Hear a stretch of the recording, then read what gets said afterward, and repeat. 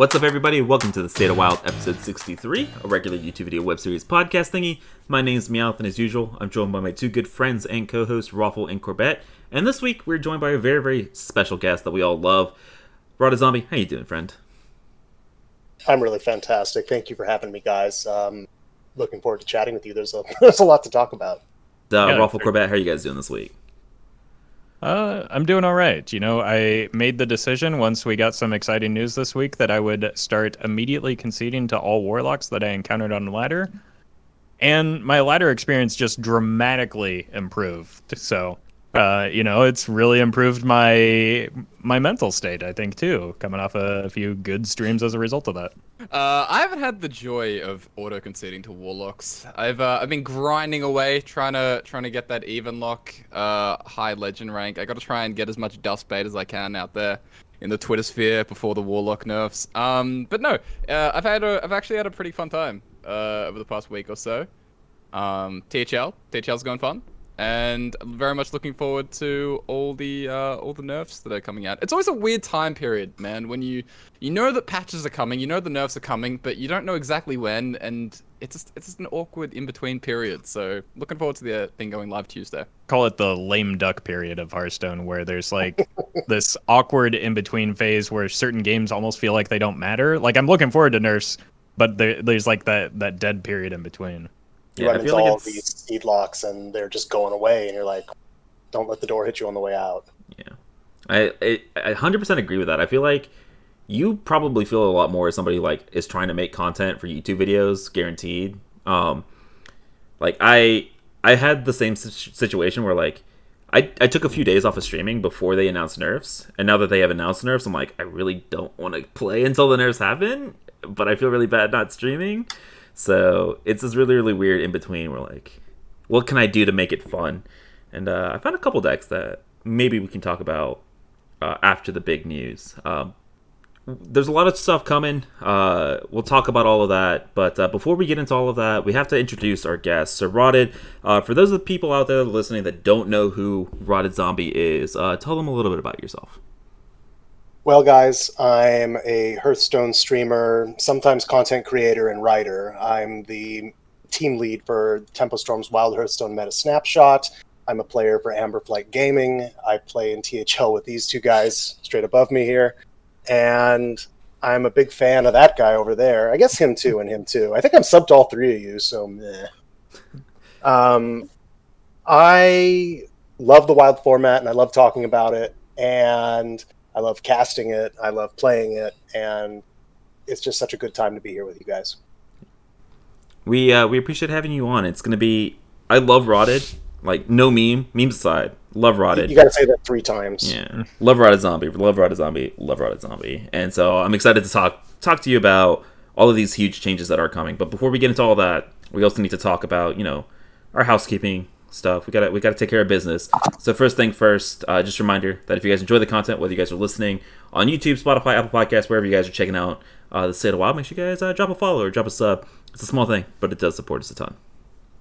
You can also support the podcast over on Patreon by becoming a patron at patreon.com/stateofwild and get some sweet perks in the process. And you can always join the State of Wild podcast Discord server. A lot of conversation right now going on about the nerfs, what's going to get buffed, all that kind of stuff. So it's a great place to hang out and talk about all things Wild Hearthstone. Yep. All right, so let's dive into the episode. Before we get to the big announcement, we have to do our weekly Warlock check-in. This is the last time we're going to be able to do this. So, last time for bragging rights. Who has queued into the least amount of Warlock this week? Rotted, as a special guest, we'll let you start first. Well, you guys get to do this every week, so I'm just going to go with my stats for September. And it's a healthy 31% of all my matchups are into Warlock. But that's both standard and wild, and across all the 3 regions I played in, Americas, Europe, and Asia. One note, however, this is kind of unfair to say one and then not the other. I've played Warlock 63% of the time this season. Now, with that in mind, most of it is even Warlock, so I think I get like a half pass, but it's still I mean, Rotted is a pretty well-known yeah. pseudo warlock main or warlock aficionado, so it's only Thank you. reasonable that he would be even dipping his toes into the seed log every now and then. Yeah, there's a little degeneration there. Yeah, I personally had a pretty modest 26% warlock this week. They all started seeming to pop up towards the end of the week when I made it very clear that I was conceding into any and all warlocks. Unfortunately for my win rate, but I'm happily at Diamond 5 and getting some fun matchups in the process and ignoring the awful ones. So. Meanwhile, I have seen a huge decline, an insane, drastic decrease in Warlock. I've only seen 35% Warlock this week, so good for me, right, guys? 35% is not so bad. Like Rotted, we don't talk about how much Warlock I played myself. That would be, No, we talk ridiculous. about that. No. We don't have to. We can gloss around. We're allowed to throw you under the It's bus. fine. We don't throw the guest under the bus. We're allowed to throw you under the bus. Okay. I He threw threw myself himself under the bus. He volunteered that. I I'm thought in you came back in the to plead truck the fifth. or whatever. We don't have pleading the fifth here in the Australia, but I feel like I should. Yeah. I have only queued into 32%. So I guess Roffle, you do get to take the crown of least amount of warlock this week. Congrats. Well done. But yeah, dude, we're looking forward to these changes. So hopefully we see less warlocks. So I mean, let's just dive into it. This is the big news. This is what you guys are all here for. There is a new patch coming on Tuesday with 14 changes. So Alec tweeted out kind of a detailed breakdown of what these changes were going to be. And so, normally when Alec tweets, we listen because it gives us the only insight that we get kind of leading into the patch. So 5 nerfs. Those 5 nerfs are going to be 2 cards from Warlock, Shaman, and Demon Hunter. There is 1 card being redesigned from Priest. There is 1 ban. There is 1 ban coming to a card in Warlock. And there are 7 buffs coming to cards in Hunter, Mage, and Warrior. Let's start with the big one. There is another ban coming to a Warlock card near you. I feel like everybody is kind of on board Demon Seed being banned in the WoW format.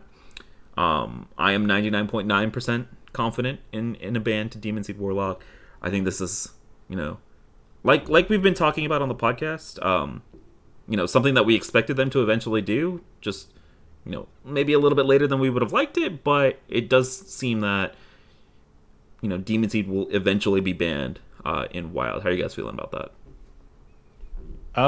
I mean, like you said, it's been something we've discussed, I think, since maybe week 1 or 2 of the expansion. So, still a little bit surprised that it's happening. After the discussion with Hat, I think he made a very good case for the fact that they're not likely to ban a marquee legendary from a set in Wild. But at the same time, like, it's the only card that fits the qualifications that make sense as a ban, right? Like, a lot of brainlets have been memeing about it being Crystallizer as the ban, but that's dumb for 2 reasons. 1, it's a neutral card, so that disqualifies it immediately. 2, it's a wild card, so you would just rework the card because it's not interfering with standard at all. So it's like the obvious card is the Demon Seed. So I guess the not maybe a case for a Flesh Giant ban if you're going the 3-head route, but like they could just increase the mana cost 1 more time. Maybe that's like 3 of the 5 nerfs are to increase the Flesh Giant nerf 3 times. But no, I think the Demon Seed is very likely. I had been pessimistic that they were going to do it given how long it's taken them to take any action on it. So I'm happy. I'm very much looking forward to it, and I'm a little bit surprised that they're actually going this route, especially after talking with Hat, because I think he kind of convinced me otherwise. Very likely exactly what happened, Roffle. So I think Hat is sort of basically right on the premise that if they could avoid it, that they wouldn't look to ban Demon Seed.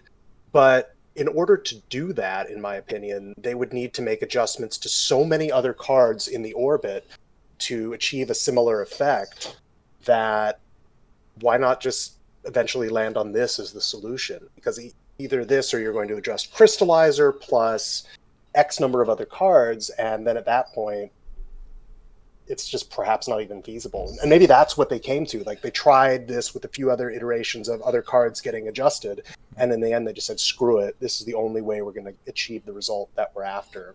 I'm as surprised as you are, I think.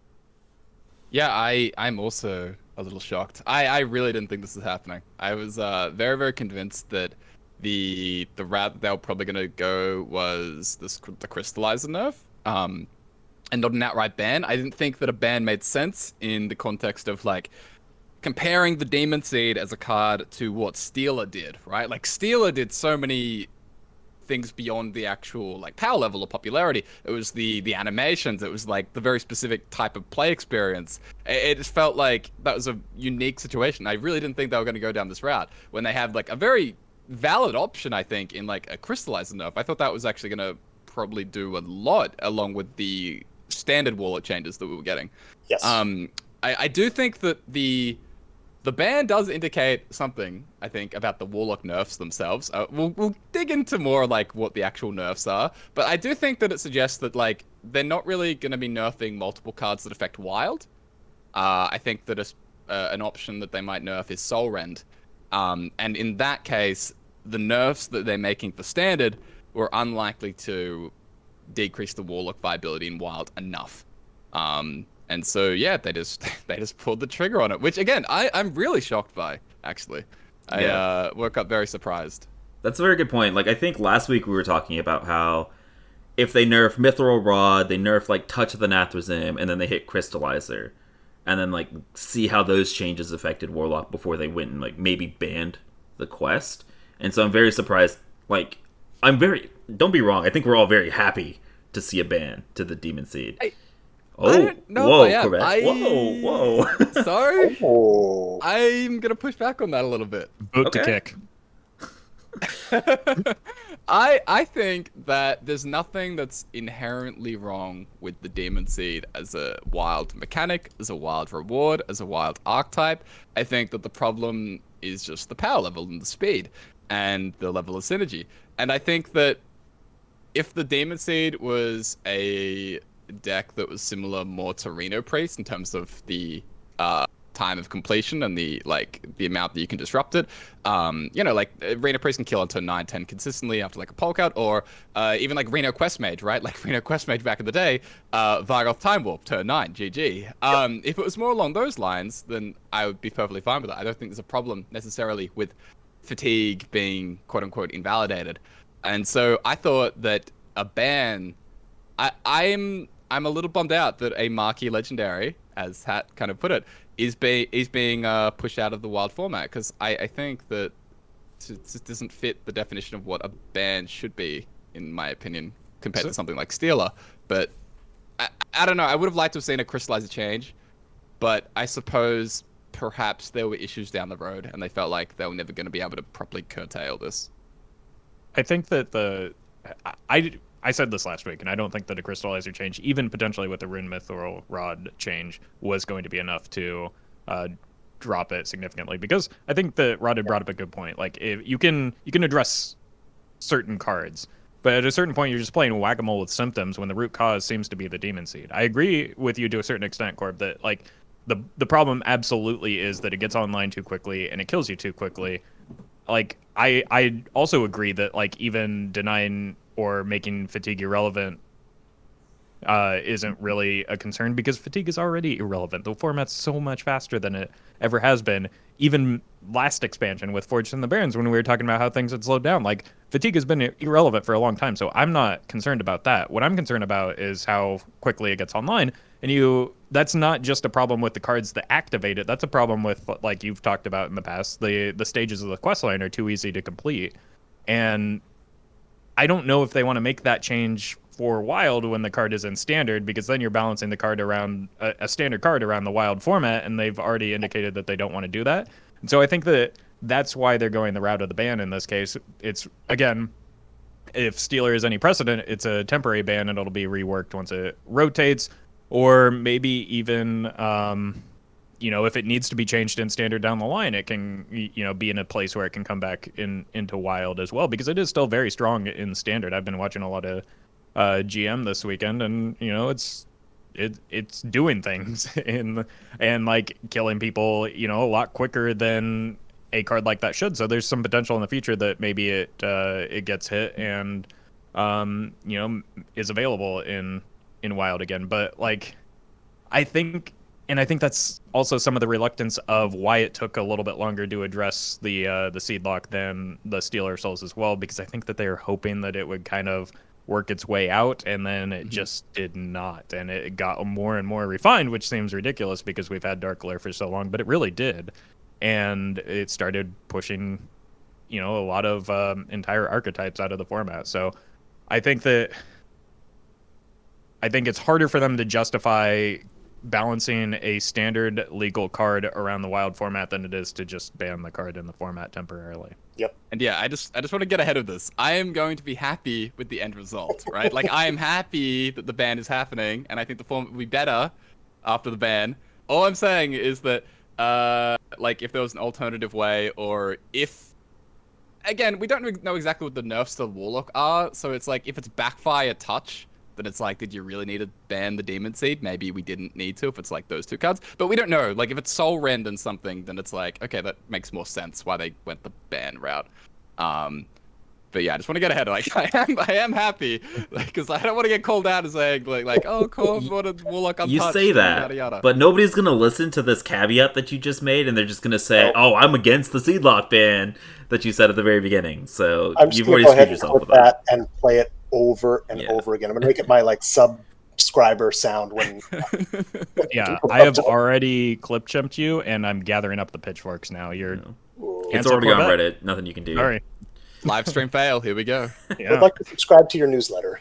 Yeah. But yeah, I mean, I think, okay, 95% of the community is going to be very happy when this Demon Seed gets banned. But I think we were all surprised that in conjunction with, again, we don't know if it's 2 or 3 Warlock nerfs, but I'm very surprised with how long it took them to address the Demon Seed. I'm very surprised that they went ahead and whacked this while they are making other changes. Obviously, we don't know what those changes are, but I would have been very surprised. I wouldn't have been very surprised to see like them nerf 3 cards, wait until the mini set, and then see if we needed to ban Demon Seed. So, but yeah, I mean, I think long term we are all, pretty happy that this change is happening, and I'm excited to see, the ban in conjunction with some of these nerfs, kind of what the wild format looks like otherwise. I mean, I feel like we're not giving this Demon Seed ban enough hype for what's actually happening.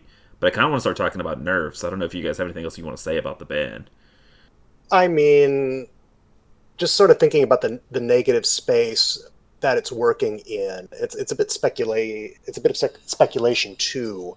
But given the trajectory of what we've seen over the last few sets and mini sets, I would have to expect they're going to keep pushing this style of Warlock deck. And so I wouldn't be surprised at all if a card or two that's coming would be similarly powerful and similarly challenging with the Demon Seed in the wild format. So, I mean, I bet that they looked at any number of options and perhaps turned to this as a last resort after everything else seemed to just not quite be enough in their play testing and data collection.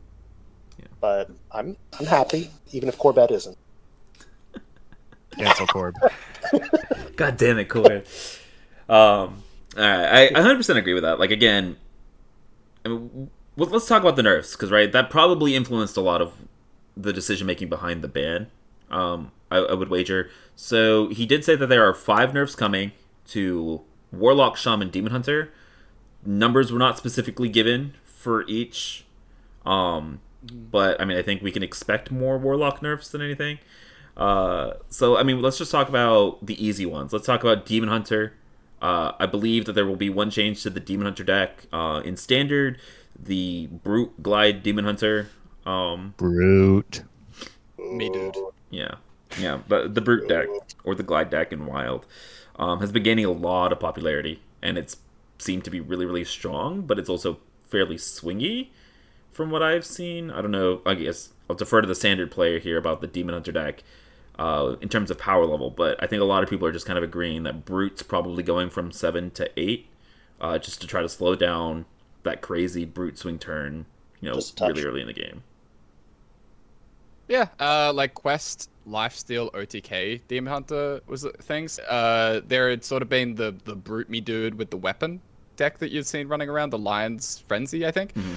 People just said, you know what, screw like a certain amount of damage. What if we had infinite damage? Let's just put the Il'gynoth combo in that deck and see what happens. And that deck has started to like really get better at top legend, as being refined very, very recently, like over the next few days. Even with Il'gynoth going to 6, it's still viable enough? Yeah. The big synergy with the quest reward is that when you glide, right, then the Il'gynoth comes back at 4 anyway. Yeah. And, you can often just get it down for cheap with the quest discounts and stuff like that anyway. So, yeah, It usually all works out. And yeah, so that definitely had to be addressed. It was a very, like, Wild-esque power swing, right? Like, Brute Me Dude on turn 4.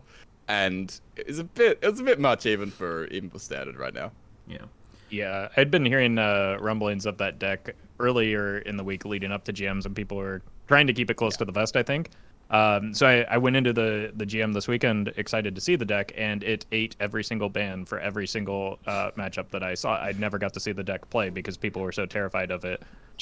So that, like, yeah, it's got to be Brute because, like, playing, like you said, Brute's on 4, that's a wild turn, and that's not something that those feeble standard players are ready for. So probably going to increase the mana cost of that. Maybe the quest line, but I think it's probably Brute. It'd be good if in the future, you know how we have like Warsonging cards and we just delete them? What if we just Flesh Giant cards? It's just every time we bump them up by mana. Is that what happens with Il'gynoth? We just bump it up to 7, bump it up to 8, we just keep going? Just Flesh Giant a card or 2? And thus a new meme was born. Yep. Yes. Yep. No, it's just Brute. It's just Brute. It has to be Brute. Always Brute. Okay, so that's 1 out of the 5 nerfs. Shaman is also probably eating another nerf. I think Quest Shaman is, rumors are the best control deck in standard by a mile, only really losing to kind of the fatigue Warlock decks and Combo Mage. So lots of people are talking about Perpetual Flame in standard Shaman. That card's pretty strong in Wild too, right? And so I can imagine it being strong in standard. So are we thinking 1 mana deal 2, or are we thinking like 2 mana for Perpetual Flame? I think 2 mana. I think 2 mana is more likely. Yeah. Even Warlock. I mean, even Shaman says num num num num num. You can't play Overdraft or the quest. It's over. You can play Lava Shock though. And you can run the 2 mana 3/2 that does the same thing. Yeah, but no, you don't want control cards in even Shaman. I will say that I played. Body. Isn't it even better than Lava Shock? I know it is. You don't want either. You don't want Perpetual Flame. Fair enough. That's what you mean. Yes. I will say that I did play a big Shaman with Overdraft and Perpetual Flame recently, and it's just nuts. Like anything. When I was lucky enough to queue into board-based deck, it was just GG when I drew either one, or especially the Perpetual Flame. But it got even better when I had the Overdraft associated with that. In standard, I could definitely see that being kind of oppressive because some decks actually play for the board in that format. I was just gonna say, give aggro an extra turn to go at them, make it slightly more vulnerable. Yeah. I do want to take a little bit of time here for story time, and just call out Corbett a little bit here, because last season in THL, before Arena Shaman was like super popular, I was considering bringing it right after the mini set dropped, because NHL and I had theorized that it was super good against the Odd Paladins and the Pirate Warriors, not only because of Flurgle Talks, but also because this card called Perpetual Flame was pretty nuts, and Corbett was pretty damn skeptical about that, so I'm just gonna put that out there. Corbett thought Perpetual Flame sucked, and this is also the same guy that wanted Demon Seed to not be banned, and Corbett's looking through the conversations right now to try to find evidence for this. I feel like we're just piling on to Corbett today. What did he do? We very rarely get to do this, so when we get the opportunity, I'm going to. No. Now I'm on the cancel Meowth train. Come on. Whoa. Everybody knows that I'm toxic. You can't cancel me over being toxic. That's just I've always been that. All right, come on. Is this the show that the Triad fell apart? And it's all Rotted's fault because he's not stopping us. Gosh. It's not. All right, and so that really leaves 3 more nerfs, and there's only 1 class left. All right, which leaves 3 potential nerfs for Warlock. I'll start with Corbett here. I know I was just giving you crap, but again, you're the standard guy. I'm assuming that with a ban coming to Warlock, that these are all pretty standard focused nerfs, and so I'm interested in what you think your opinions on these nerfs are going to be. Yeah, I think that there's a chance that there's a second Shaman nerf potentially. So it might not just be like 3 Warlock. It might be. I wouldn't be shocked if there was like a change to the quest specifically. Okay. The like the first part of the reward is very very strong, and whether they, I don't know, maybe there's a way to adjust that slightly. But regardless, like we're probably getting 2 to 3 Warlock changes. So what are the big targets really? Backfire, that's a potential one. Touch of the Nethrozem, Soul Rend, Mithril Rod, and Flesh Giant, because of course. Why not throw it in there? Flesh Giant to 14. So we have options, right? You probably only want to do one of Backfire Mithril Rod because one of them kind of nerfs the other in a lot of the ways. Like they're very synergistic together. Mithril Rod is probably not as strong as some of the other cards, but it's really gross. The play experience is really nasty, and like the mulligan win rate is like gross. And so it kind of has a little bit of that Incantus flow problem where, yeah, it scales kind of badly after turn 3. But what if you have it on turn 3? Like, if you have it on turn 3, the game just kind of goes in a very different direction than it should. Yeah. So I think Mithril Rod's a very good candidate, and that way you don't have to touch Backfire as well.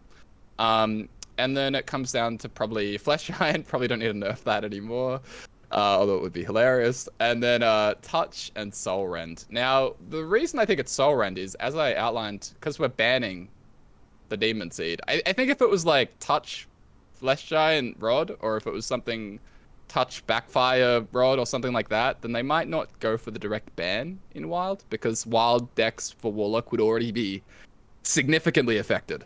And so I really think it might be the Soul Rend to 5. I mean, that's an insane card right now in Standard. Like, deal 4 AoE with upside. Like, it's upside the... deal 5 AoE for 4, and then the quote-unquote downside is actually like really really good for you to get your bristle back. So I think it's Soul, I think it's Mithril Rod, and then maybe another one if we're not getting double Shaman nerfs. Yeah, I don't see a world in which Rod is not getting nerfed after the games that I've watched this weekend. And I'm with you on the Soul Rend too. I think that card is doing way too much in Standard. Yep.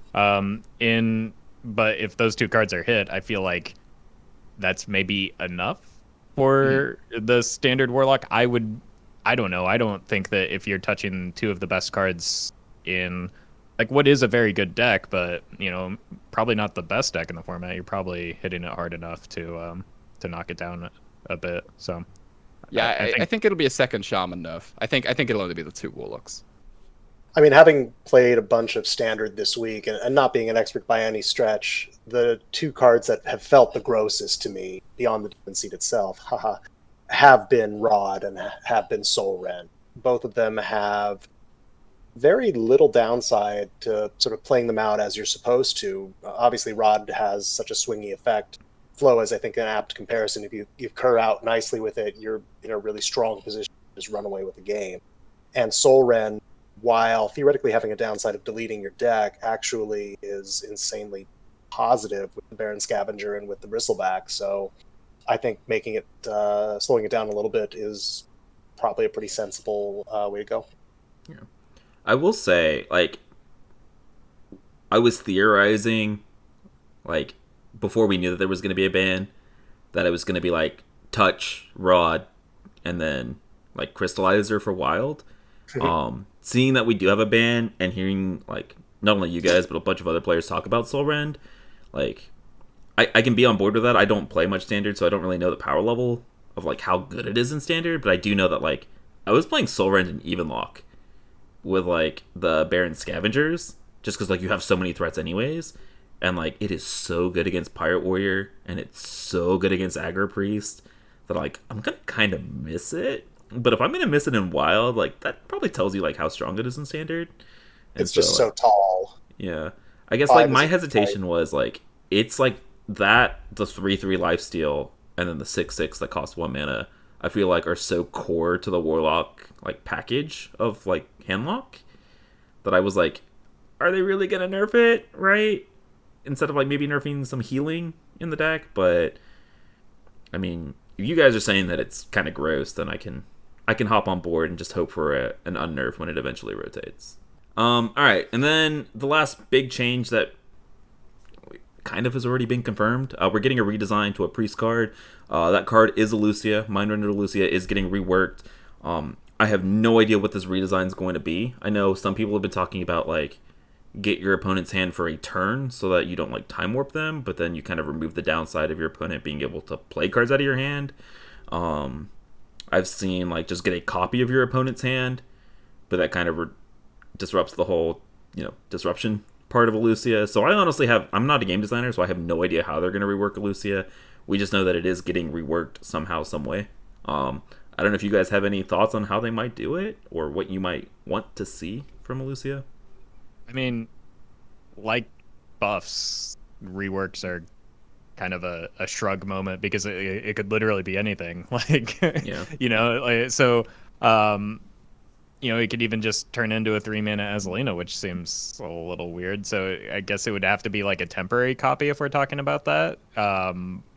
But yeah, I don't necessarily think that the until end of turn would be a complete solution there, because then you could just dump your opponent's low cost hand, and so in aggro mirrors that becomes kind of toxic as well. But either way, I think the card needs to change. It's an awful player experience. I don't personally mind it all that much, if I'm being honest, but like a lot of games now that Priest is so heavily aggro shifted are predicated on when you draw a Lucia and if you draw a Lucia, and that's just not healthy. Did you see GMs today where Luna absolutely bodied, what was it, Dimitri? Or was it... Ego? Was it Ego? It was Ego Waffle, yeah. Mm-hmm. Oh my gosh. I think that was kind of emblematic of the whole debate. Yeah. Last week was literally just an Lucia show because it was last year standing, so there was just like there was just a lot of sweeps of Shadow Priest just Lucian people out of the game, and like it's the same in Wild too. Like if you dump hand, which Shadow Priest is very capable of doing, and then play an Lucia, it's effectively a time warp. Like you said, you're just bashing your opponent for 2 turns, especially with the Void Touch Attendant on the board. Like it's dumb, and I'm hopeful that like I'm going to miss the fact that we're losing a disruption card, because like Meowth and I have talked about, like I'm pro disruption, but I don't think at 3 mana it's healthy disruption. like I don't think the card should exist as it currently is. Given how much it takes time warp to get online, and then the mana cost of that, yeah. Yeah, I will say I am very sad that it's leaving, specifically because that's like one less potential disruption tool we have. But again, it is a disruption tool that is being monopolized by an aggro deck rather than like a controlled disruption tool. So I don't know. I hope that the redesign keeps that spirit of a Lucia of being a disruption tool for control decks, because that's what I imagine it was supposed to be, not like an aggro finisher tool. Because like Roffle mentioned, any disruption in the format I think is a good thing. But I also, just like the Demon Seed, I don't think a lot of people are sad to see Lucia go. I mean, Corbett might be, just like he was the Demon Seed, but I don't think most normal people are sad to see Lucia go. What are your thoughts? What's going on, Meowth? What are we doing? I'm taking out all my frustrations this week on you this week, okay? I'm sorry. That's sorry. All right. I'll take the brunt of it. All the warlock hate that you've got inside of you. I will shield this. No, Lucia rework, probably, I assume it's going to be get a copy of your opponent's hand until the end of your turn. I think that's kind of what they'll do, because it takes away the time warp aspect. It isn't disruption, but it's also like, if your opponent assembles an OTK in hand, then you play, maybe they bump it down to 2 mana as well, right? They make it 2 mana, so that way if the opponent assembles like an OTK in hand, you can play 2 mana Lucia, and then just OTK them back, maybe. That would probably still have worked a lot of the time in the old like Il'gynoth OTK Demon Hunter matchup, where if they played a Skull, then you could have gone a Lucia and just OTK'd them instead. So, kind of works, but it's not quite disruption, and it takes away the time warp, but we'll see. They have options. It's awkward though, right? Have we only seen one real rework before with Warsong Commander? Is that Is that it? Is that the one rework, I think? Do we consider that a rework? Well, yeah, Yeah. okay, yeah, we do. Like, I mean, it died, but sure. Like, I mean, it was a slaughter, but it was certainly a rework. There hasn't been anything Yeah. else come remotely close to this level of redesign, right? I trying to yeah, think. nothing jumps to mind. Usually the nerfs are obviously very simple in terms of like Yeah. very small changes. So it's kind of weird, but I think Shadow Priest and Wild, just to circle it back to Wild, I think it'll be fine. Actually, I think it really won't mind the Elucia change that much. Elucia is much better in standard Shadow Priest than Wild. Like if you look at stats and things, and I think it makes a lot of sense why, because Wild is faster. And the 3 mana for Elucia is actually a little bit expensive in this format, whereas in standard not so much. And so I think it'll be fine. It's a one-of. It's like losing one-ofs isn't as big of a deal as losing two-ofs, obviously. And Shadow Priest still does disgusting Shadow Priest things. Like it'll probably still be fine into like combo mages because you don't get the auto win button, but you get a tendon on 1, which is like a 90% auto win button. All right, let's move into the buffs. I think this is everybody was super hype about everything until they got to the buffs, and then they saw Hunter and Warrior, and people started panicking about Future Wild. I mean, let's just go ahead and say this. Alec did include it in the tweet. Buffs are looking at recent archetypes that didn't hit as well as we want, so there's a mix of light and medium changes. So people are immediately panicking.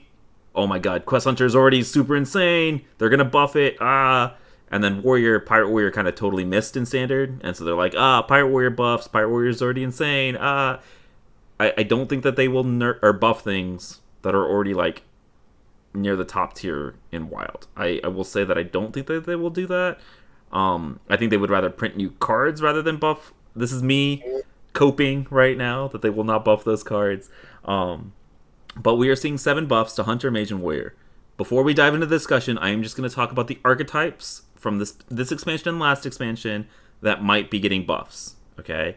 So in Hunter, we obviously have the Quest Hunter synergy support cards, but we also have all of these like beast support cards, right? So we have like Rat King, Rats of Extraordinary Size, all these Token Hunter style of cards that might be getting changes. Mage, we had all the Hero Power Mage stuff from Fortune of the Barons, as well as like the new Fire Mage / Spell Mage stuff from this expansion. And then Warrior, it's Pirate Warrior and kind of big Warrior, unless you want to count like Frenzy cards from the last expansion. But I think people got enough of Rush Warrior last expansion that I don't think that they would want to revisit that. So yeah, that all being said, I am interested in what you guys think about these buffs, and like obviously it's hard to predict buffs. We've talked about this, but I'm interested in what you think they might, like archetypes. We can talk about archetypes, what they might buff. And I know you, Corbett and Roffle, automatically gave me this look when I said they won't buff Quest Hunter and Pirate Warrior. You want to go?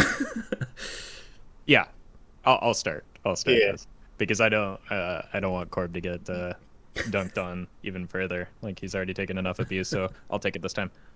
First of all, I highly doubt Questline Hunter is going to get any new changes. Simply not because Questline Hunter is a good deck in standard, but like the cards that you would buff for Questline Hunter are direct damage spells, and Face Hunter's already good enough in the format. They're not good. I don't know that they're going to, after nerfing Pack Runner, they're going to like buff the direct damage spells, and that's the only thing that like I could see Questline Hunter getting from that. We talked about this last week. Quest Warrior is underperforming in standard, and the reason for that is low quality pirates in the format. There's a very real possibility that that one or more pirates in Warrior get nerfed, or the quest line itself. Like that fits the bill of what Alex said in archetypes that didn't hit as well as they obviously wanted. They released the quest and they released pirates. We have to brace ourselves for the very real possibility that the questline Warrior does get touched. For Mage, I don't know. Mage has been kind of all over the place as a result of its own questline, right? Like you've got fire stuff, you've got the hero power stuff from last. Like, I can't see anything in Mage being terribly relevant as a change in Wild, because Like it's not going to be Ignite. It's not going to be like how can you buff Hot Streak. So it's not going to be any of the cards that really like APM Mage is abusing, and Seeker Mage didn't really gain anything. So I don't anticipate Mage changes being a problem because the class honestly doesn't seem very good in Standard right now. So how it like so it's like the recent cards it's gotten aren't great in Wild either. So I would maybe brace for a Pirate Warrior buff. And maybe some of this is clouded by the conversation that we had last week, and I'm missing some of the other archetypes or cards that that haven't been performing well in Standard. I don't know. Can I dig in on that for a second? So, looking at Pirates in Standard, wouldn't one of the logical targets be the Cargo Guard, the 3 mana 2/4 or something like that?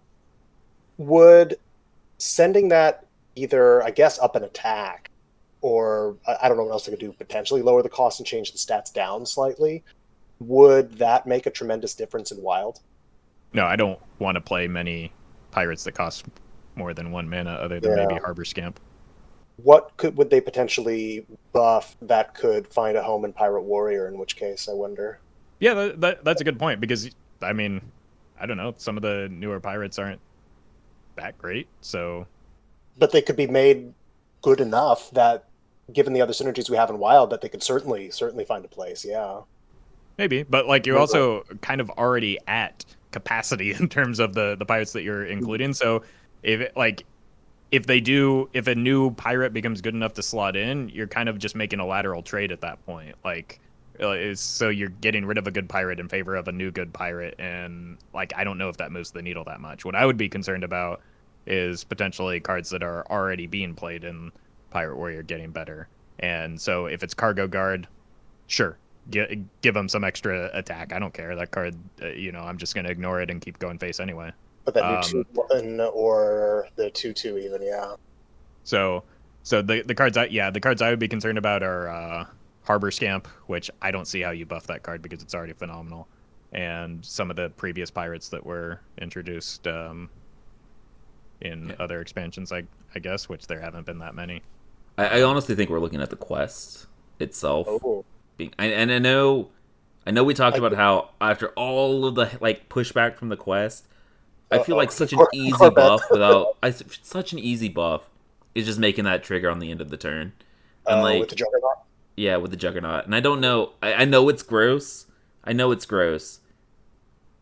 But like, I'm looking at the Pirates in Standard, and it's like Sword Eater, the 4/5, right? I don't think they buffed the 4/5, and I don't think they buffed Sword Eater.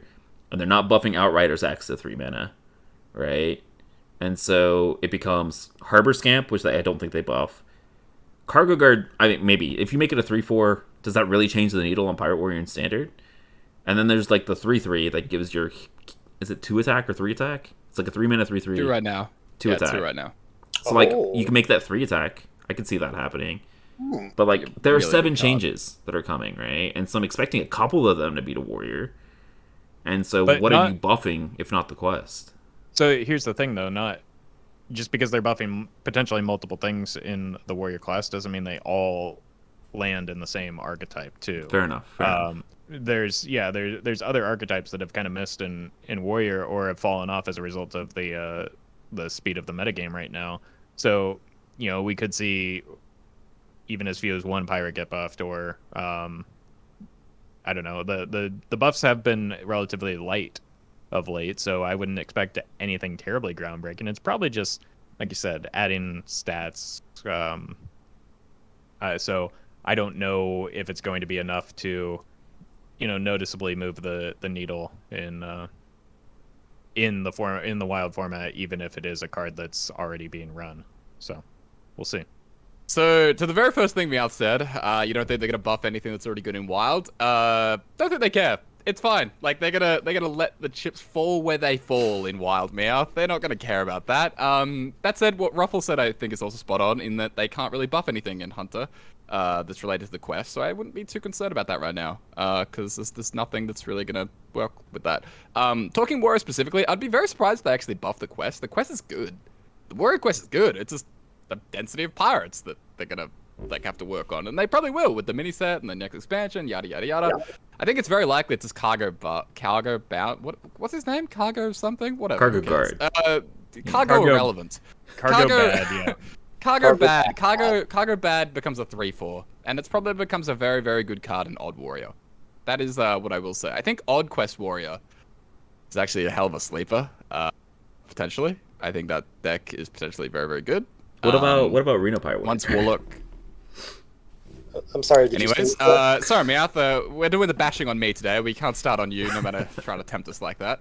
So I think Cargo will become really good in that deck. But yeah, as for the other cards, I don't really know. Like Cowardly Grunt is 6 mana 6/2. Do they do that to 5? Do they give it taunt? big warrior I don't card. know. Yeah. Yeah, like, Even do if they they push it to do. 5? 5 mana to get a scrapyard out potentially is kind of gross. Maybe I don't know. Is that even an archetype that they've pushed all that much recently? That seems like a carryover from They Golem printed Ants. Provoke, Cowardly Grunt, and Lothar, the legendary this set. Oh yeah, Lothar. So, Yeah. and they had With Hunter, troublemakers. though, So. with Hunter, it feels like we do know one confirmed change where the announcement had the card art for Selective Breeder, which, you know, that seems like a great candidate. They're probably going to buff the 6 mana Rat spell because that card really, really, really sucks. And, you know, I think it can be pushed a little bit further.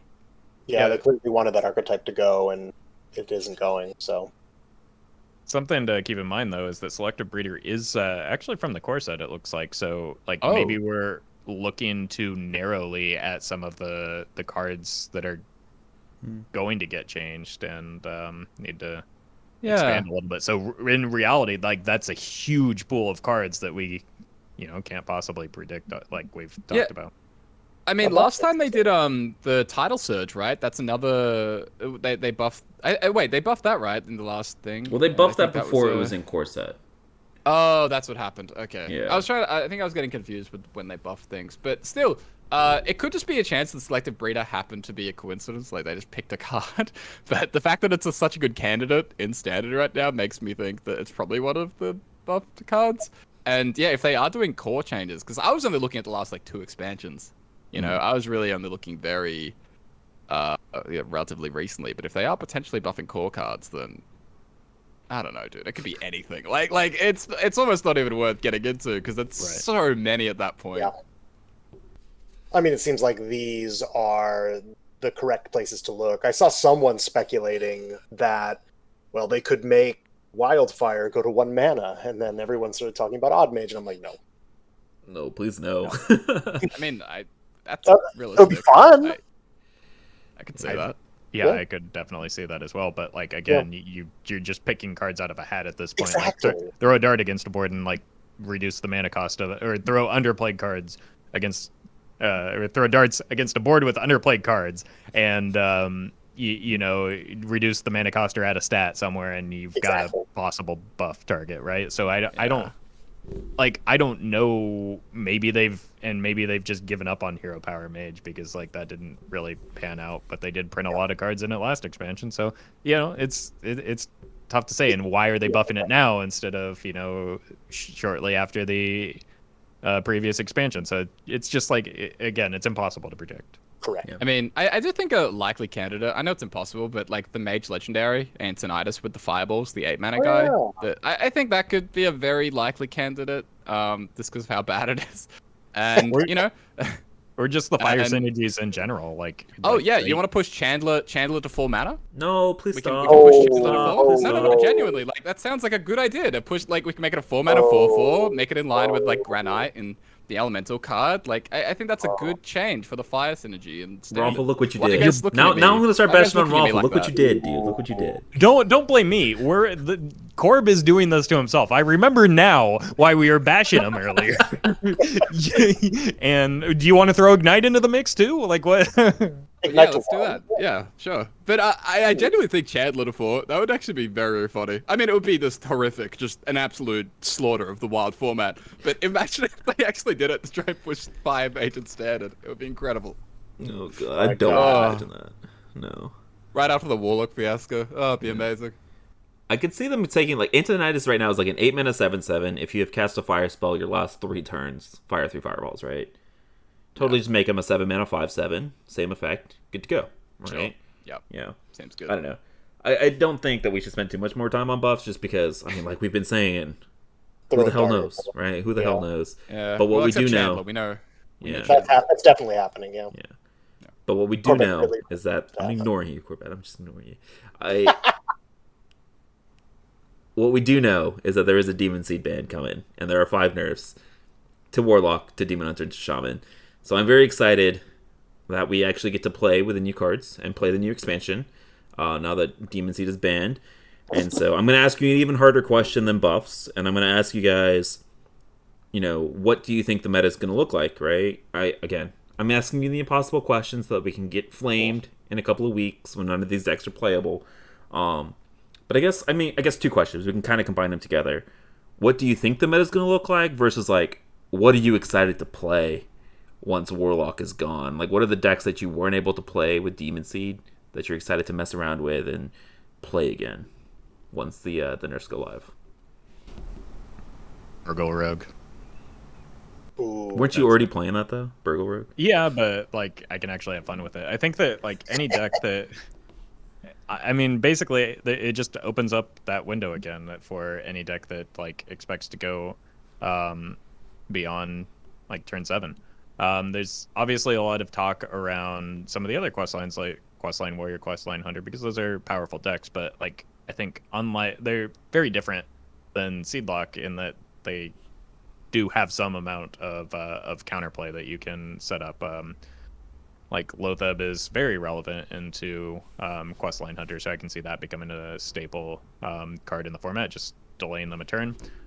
Even things as ridiculous as like Kobold Monk and the Robes of Protection have allowed me to do reasonably well into like Questline Hunter in particular. And I think the biggest thing that I think people are overlooking is that mana exists for Questline Hunter in like the first 4 or 5 turns at least. So, unlike a Questline Warlock, which you would have to be absolutely brain dead to leave a Tamsin in hand against your opponent when you don't have to, like Questline Hunter needs to rush down the quest, and they often are left with a Tavish in hand that you can rat, and rat is relevant. Like in that matchup, I played Big Shaman and I Ancestored Called them to no end. I dirty ratted them the other day when I was playing Reno Shaman. Like it has legitimate counterplay. It's a very strong deck, but it has counterplay, and some of that counterplay is just like brute force healing. And if you can out heal it, it stalls out eventually. And I think that that's relevant, especially for an armor class like Druid, or even we could see a resurgence of Warrior. But a lot of the decks that I think have the potential to beat Questline Hunter were completely pushed out of the metagame by Questline Warlock. So we never got to see what counterplay looks like, because like you couldn't play those decks and have a good time on ladder because you just got bullied by all the Warlocks. So I think that like expecting Questline Hunter to be like of the exact same power level or greater when it lost, first of all, when it's the best matchups and the metagame is going to look different, is I think a little bit too short-sighted, or like looking at things a little bit too narrowly. I would be a little bit more concerned about Pirate Warrior, because that was a good deck already, and it's probably a better deck now. That's barring the previous discussion we had about buffs. I don't think that there's going to be buffs that are going to be that relevant to move the needle for an already powerful deck. The concern is that it's just strong. We've never seen, just like we've never seen Questline Hunter against Reno decks, we've never seen the quest reward for Pirate Warrior against Reno decks, and that potential inevitability that we've talked about for a few episodes ago. Like, that's concerning for a deck that's just looking to clear boards, because like, yeah, you finally get through that board you're about to stabilize, and bam, here comes the Juggernaut. Like, that's problem. So that's one that I'm a little bit more concerned about. I think, like Corb said, Shadow Priest is probably still going to be a relevant mainstay, but you can like, you can play against that. Yes. So I think that's the biggest thing that I look forward to is actually feeling like I have agency in like the outcome of games because 30% of my games aren't going to be the opponent playing solitaire against me, and I hate that term because I think it's overused, but that's really what a lot of games felt like into Seedlock because by the time they started getting refined, like it aside from burn strategies, it really felt like the opponent was just removing their stuff and removing your stuff while also progressing their own game plan, and it was miserable to play against. Happening so fast, yeah. What are you thinking, Rotted? I'm curious about Ignite Mage. So I know that the minion-based builds have been pretty strong and sort of independent from Seedlock because they can just sort of go ahead and do it anyway and sort of really care about Seedlock's condition all that much. I'm curious if the stuff that creeps back into the meta with Seedlock departing will be potentially able to counterplay against the speed of Ignite Mage. The way it's been put to me in the past by people who've played it more is that the deck loses the most to itself when you have bad draws or sort of you take bad lines instead of like getting disrupted or getting raced down, which is entirely possible, mind you. It can get quite easily raced down by a fast deck. I think it and Hunter are going to be there. I think we're going to see a resurgence of old school Dark Glare because it turns out those interactions are still powerful. It's not going to be quite as fast, but it'll still be decent. And then we're just going to see a bunch of like semi-aggro stuff, and I wouldn't be surprised if people are going to be experimenting with stuff that they couldn't really bring out, like different builds of Reno Priest, different builds of Luna's Pocket Galaxy, Reno Mage, stuff that just got sort of sidelined. And now people are going to be trying to optimize with the new cards that they haven't been able to play with before. And I'll be giving my best to Reno Warlock, but we'll see. I like it. Yeah. Like, the metagame is going to be much more wide open. I think that Hunter and Warrior are going to be the default sort of trendsetters. Like, they're going to be the things that people have at top of mind, at least to start off with.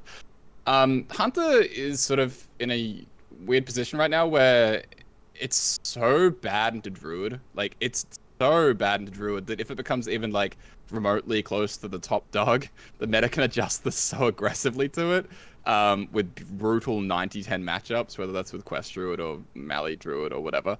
And so it has such a harsh, direct counter. I also think there are other decks as well, like, even something like Even Warlock. I think that deck can actually be pretty good into Hunter if it's automatically just running Spy Spread. Like, a lot of people right now just aren't bothering to run a card like Spy Spread because doesn't help against Warlock, and Hunter's not really that relevant right now. And similar thing with like Pirate Warrior, where a lot of the decks that probably beat Pirate Warrior have been pushed out, and so I think a deck like Odd Quest Warrior is sort of a sleeper that I think I mentioned earlier. I think that deck can become very relevant, especially if they do things like buff Cargo, and it benefits a little bit there.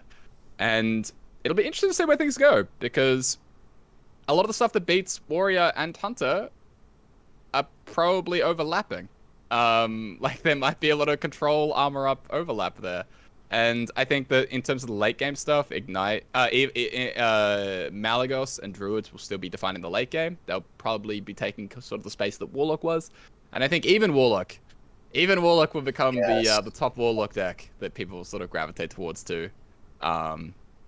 Which will be a response to a lot of the Druids that are sort of becoming the combo thing in the format right now. So I don't know. Would you say Evenlock is like the best? Would you say Evenlock? Sorry to interrupt. Would you say Evenlock's like the best counter to like the slow combo Druids right now?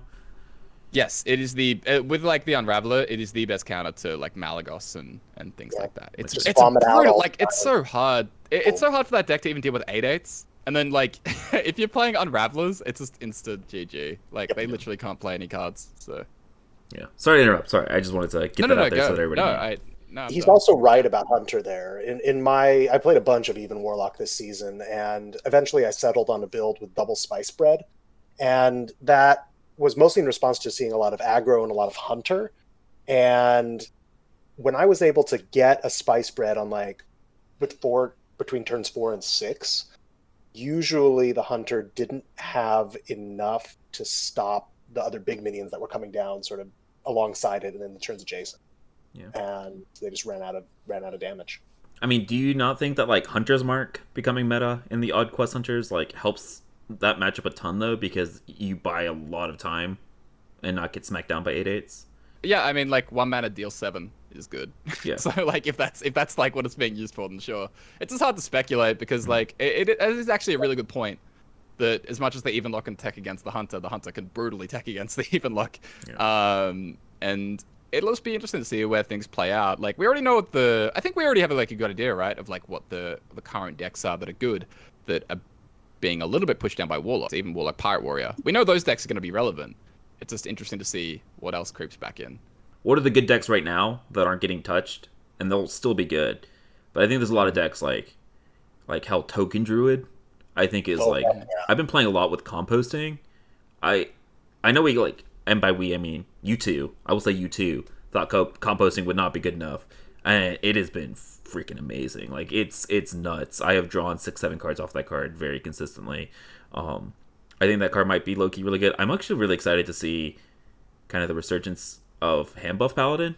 If Pirate Warrior is going to be a super popular deck, Hand Buff Paladin is actually low-key pretty insane against Pirate Warrior, with combination of Catacomb Guard and Samuro. I know we only have 2 mana Conviction. I know Hand of Doll's nerfed, and I know First Day of School's nerfed. But like that matchup is still pretty, I think, favorable for the Hand Buff Paladin, so we might see a resurgence of that deck, which I'm pretty excited about. And then, hell, man, I'm just excited to play Reno Priest again. Like, Yes. I never thought I would say that. Like, I know Roffle said this last week. I didn't think I would ever say this, but I'm excited to play Reno Priest. And specifically, like, the Shadow Reno Priest. And see if, like... I forgot about that. Yeah. And see how that matches up into the Pirate Warrior. I forgot that Reno Priest got anything new, because, I mean, I haven't seen it with a new card. Yeah. I haven't seen it with a new since the set. No, there's their tools there. It's going to be fun, but we just haven't seen it. Yeah. I also want to say, everybody bust out your Lothebs. Everybody bust out your Galaka Crawlers. Everybody bust out your Cult Neophytes. It's going to be that kind of metagame.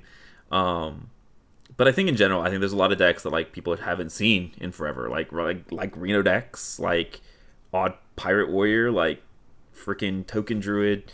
I'm sure like Secret Mage. I mean, Secret Mage probably, no lies, not coming back, because if Pirate Warrior is super popular and Flare in Quest Hunter is super popular, like I don't see Secret Mage coming back, but I mean, other if than APM that, mage, I think a lot of the old decks could see a resurgence. if APM mage is relevant, Secret Mage is always going to be there. Like we've talked about this before. That Yep. I mean, obviously they're a lot faster now, so you know, there's some concern with that, and maybe the direct counter isn't as abrupt as it has been in the past. But like, no, we'll see. It hasn't gotten new cards for a while, so maybe maybe not, and maybe that's a good thing. But we'll see. Is this a point where I can make a confession? Yeah. I crafted double Golden Nerubian Unraveler. Proud of I you. mean- That's great. Great investment. Yeah, Yeah. great investment for this future meta. You're just predicting stonks, you know? Stonks I was going working my way up to an all golden, even Warlock, and that's just what I ended up doing. I'm not sure. Well, how I feel mean, about Rodded, your Warlock options are limited, it feels like, for the first time in forever. So you are kind of trapped going down this even Warlock path, perhaps. that. I guess, but I could just find some like Reno handlock BS or something. Well, I would say put- even Reno Lock, stonks also going up. Ooh, stonks. Yeah. I know this is this is a Yeah. deck that we've been playing. And by we I mean like Corbett and I have been like working on this deck for like years now, it feels like. And Corbett's always coming with the prediction. One day this deck will be tier 1. Maybe this is finally the meta. Like That day you is get tomorrow. the customer to deal with all the even lock scourge that's going to be running rampant on ladder. I don't know how actually useful that's going to be, but I mean, if even lock is good, Reno even lock is good, and like we get to see our good old friends Reno and Zeph again, which will help against the quest warlocks or the quest hunters Oh, I think and, we just Pirate heard Warriors. Corbett. Just piling Would on you- to Corbett, dude. Just doing it over and over again. Would you like I'm to share sorry. your thoughts with the class, Corbett? No, I'll keep this one. I'll keep this one to myself. I don't want to upset me off with being a downer about it. Oh gosh. All right. I mean, obviously it's impossible to tell, but I think we're all really, really excited. Yeah. You know, to play with the new meta and play with all of our new toys. So those of you guys that are listening and watching on YouTube, let us know down in the comments below what you guys are excited to play with, kind of moving forward. What deck are you going to be playing on day 1 of the unnerfs? And so as we move into the last little part of our podcast episode here, I know Rotted brought up some conversations that he wanted to have while he was on the show. So Rotted, if you want to take it away, go for it. Yeah, I appreciate the opportunity, guys, and it's obviously really good to be here and really good to talk with you about a host of issues for Hearthstone and for the Wild format, especially now that we have what's likely to be a Band of the Demon Seed coming. So a couple weeks ago, I was just as frustrated as a whole bunch of people, and I wrote an article for Tempo Storm about this whole situation on the Wild format. And as I was sort of looking to conclude it and looking forward, I sort of wanted to think about how we approach playing this game and why we play it. And at the most basic level, it's just to have fun. And I know that there have been a lot of people sort of slinging this and that at the developers, saying they don't give half a rip about the Wild format.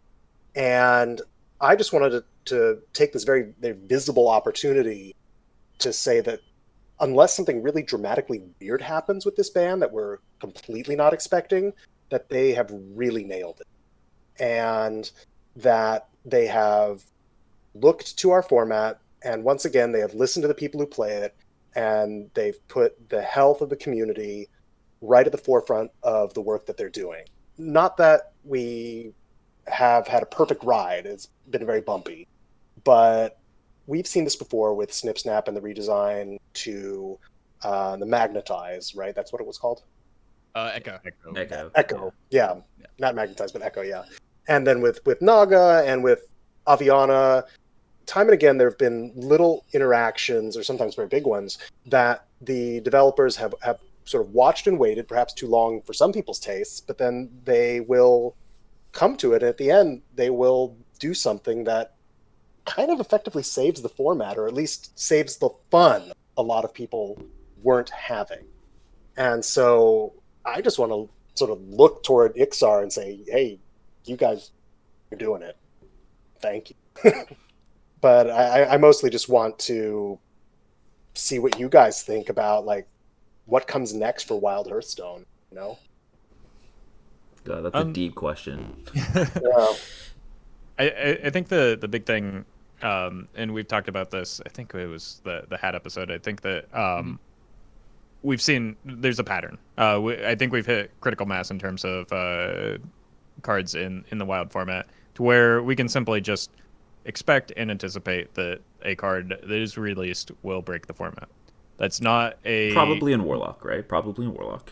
I mean, historically it has been in Warlock, but like, again, we don't know what the future holds. It could be anything. Perfect predictions of what any number of cards that get released, whether it's the 35 from the mini set or the 135 or whatever it is for the full expansion. Expecting the dev team to accurately predict the consequences of that is an impossible endeavor. And so like the card pool is just too large. They don't have enough staff to dedicate people to doing that.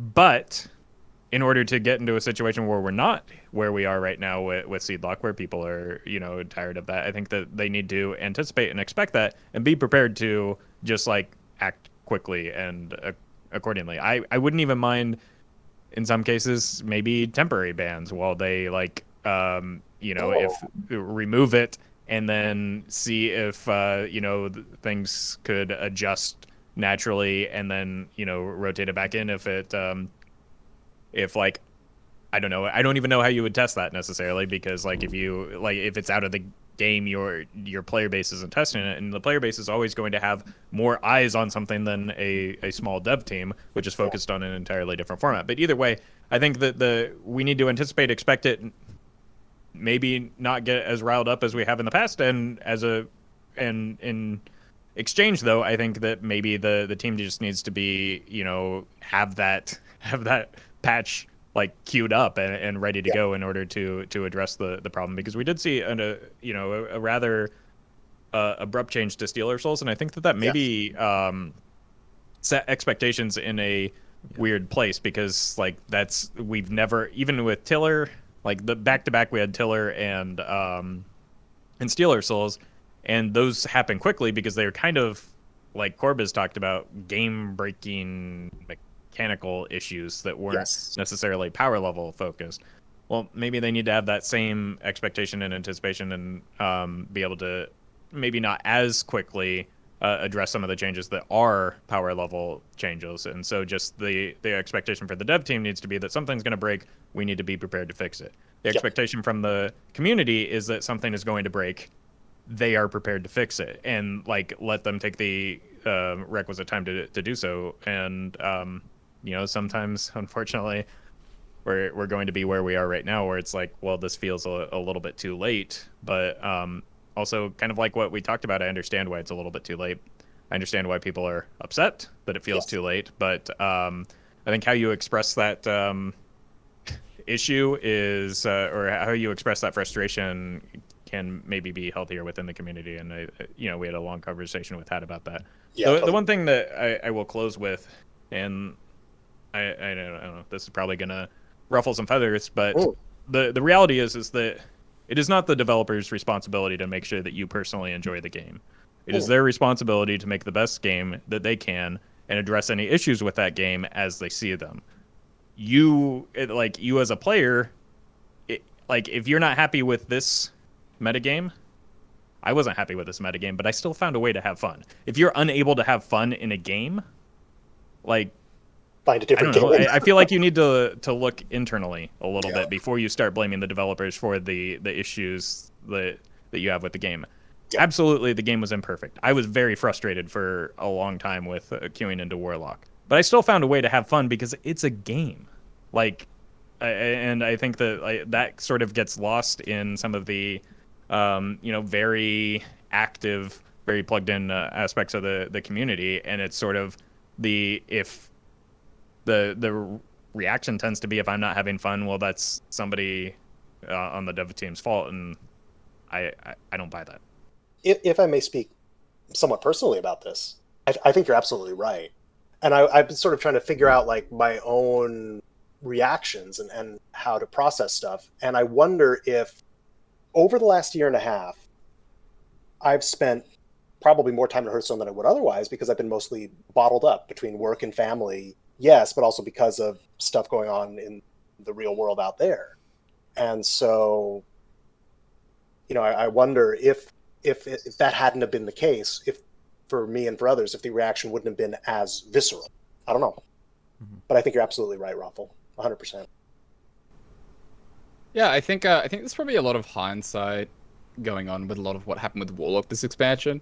The first thing is that people are probably going to say, how could they have released this into Wild as it is? Well, spoiler, most top players didn't think the seed was going to be very good in Wild. We didn't even think it was going to be very strong. So, some people did, but a lot of people were just like, whatever, it's not going to make it in Dark Lair Warlock, myself included. I didn't think it was. Okay, so it gets released. Turns out it's broken. Great. It gets nerfed. 2 weeks later, Dark Lair and Flesh Giant get nerfed. Those cards hit super, super hard. Dark Lair, one of the worst cards now in the deck. Turns out it's probably not enough, even though it doesn't really make sense. I don't understand how the deck really survived Dark Lair getting completely butchered, but it did. It just happened to survive it. And at the exact same time as the nerf, a new Fatigue version popped up that didn't even exist before the nerf even happened in the first place. And that deck took over. And so, that was a pretty quick response, right? The expansion came out on the 4th, and then Warlock in Wild got a double nerf by the 18th. And so it was really only 2 weeks for a thing that wasn't, I don't think, that obviously broken. And yeah, it would have been great if things were sped up, but the patch on the 30th was only to a couple cards. That wasn't a full-on patch they did. That was sort of, they weren't able to have any localization for that or anything. When they did Flesh Giant to 10 and Stealer. And so they had to bundle in this recent patch with a whole bunch of Battleground stuff that they were planning on doing. And so it kind of makes sense when you look back at what happened with Warlock this time. why it happened how it did.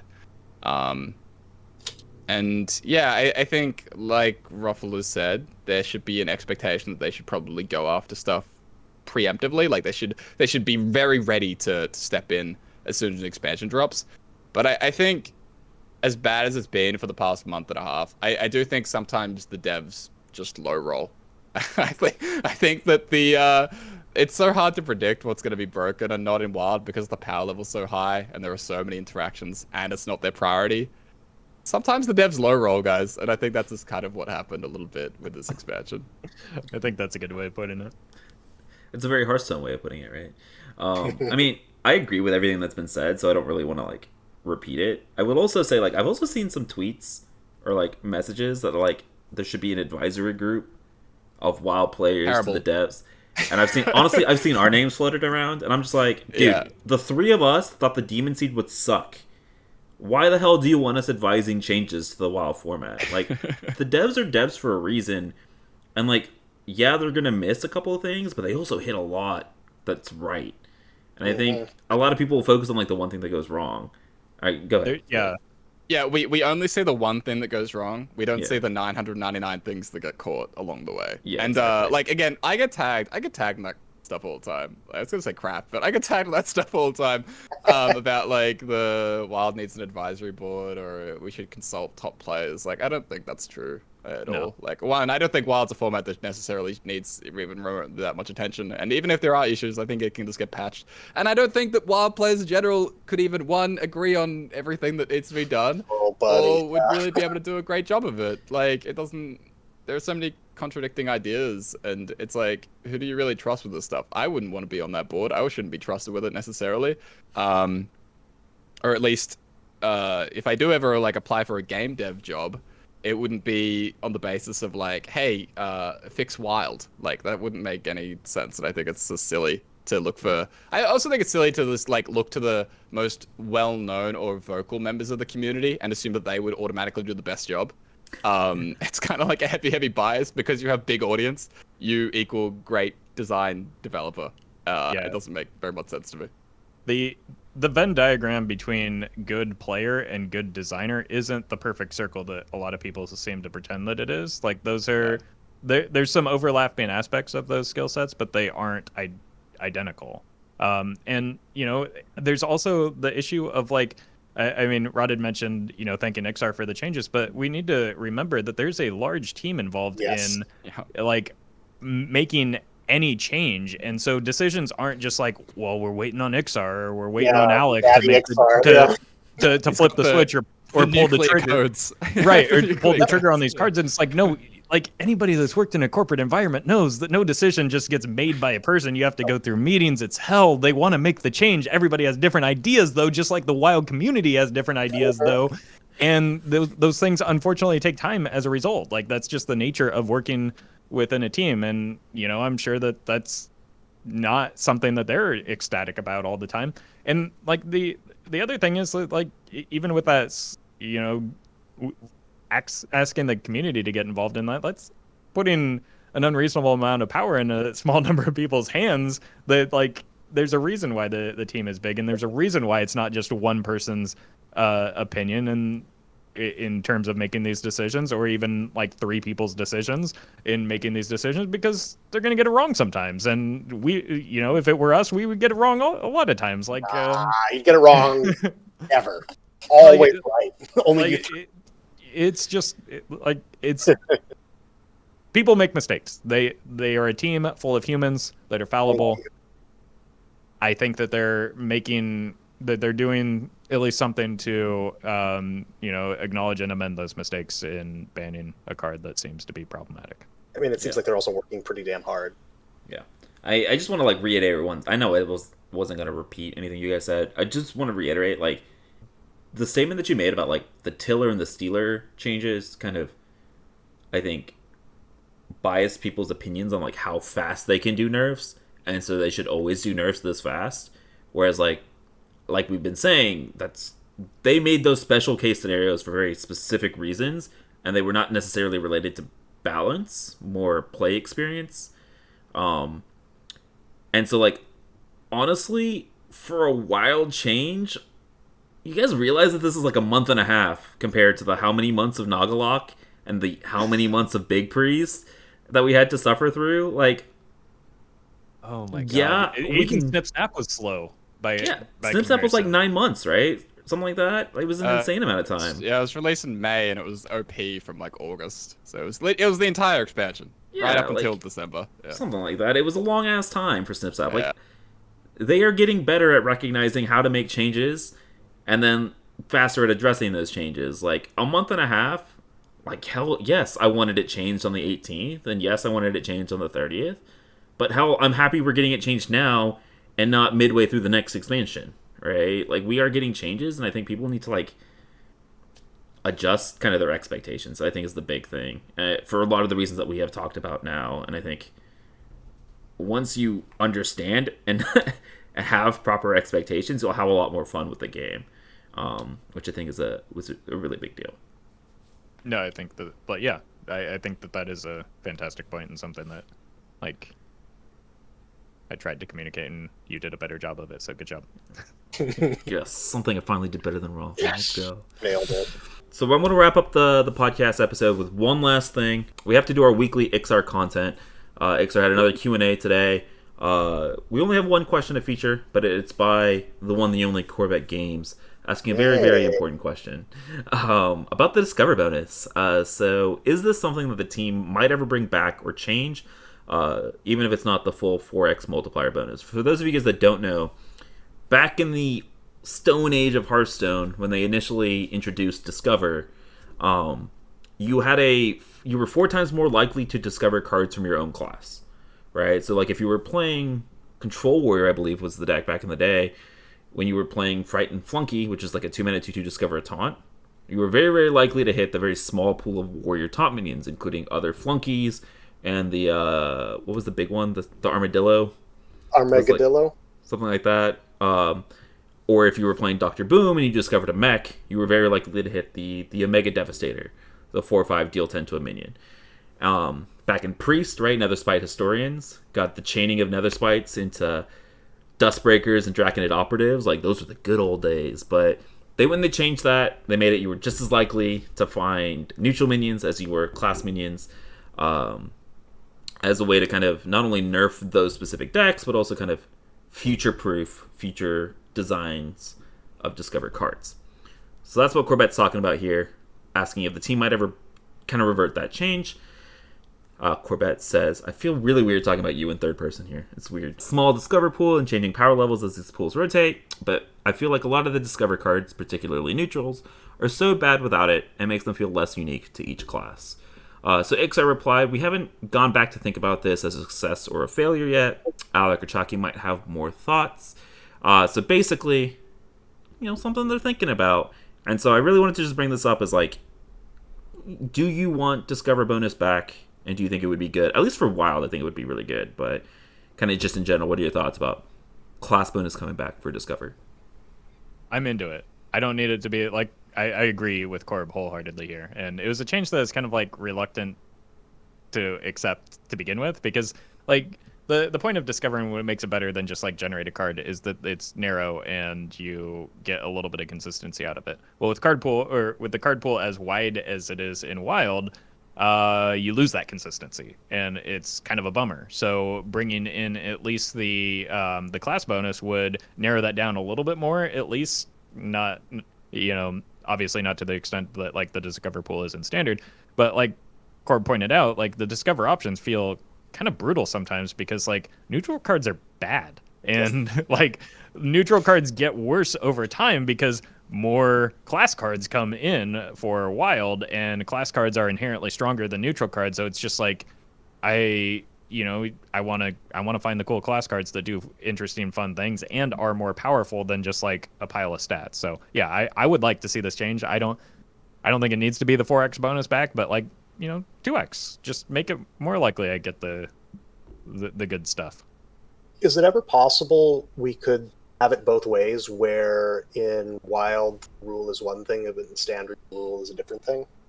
I think from an engineering perspective, it probably is just like Probably doesn't work. It works. You could absolutely do it. I just don't know if it's going to be worth the effort for them, or like it's something that they can, you know, Screw it actually. then. I'm with you guys. Meowth, what era did you call this? What age? The Stone Age. Oh, not the Stonehill age? Oh god, missed opportunities. No. I was sitting on that one for 3 minutes, and Wow. to bring it back. All right, How do here, you feel? Corb, I'm gonna bump some engagement for you, or pump some engagement for you. Yeah. If you, dear listener, agree with Corbett that they should bring the Discover bonus, you should go to this tweet and press that heart icon so that you can let Iksar know, who replied to the tweet, that it is a good idea and you are in favor of it. Outstanding. My god. Doing all the work for you.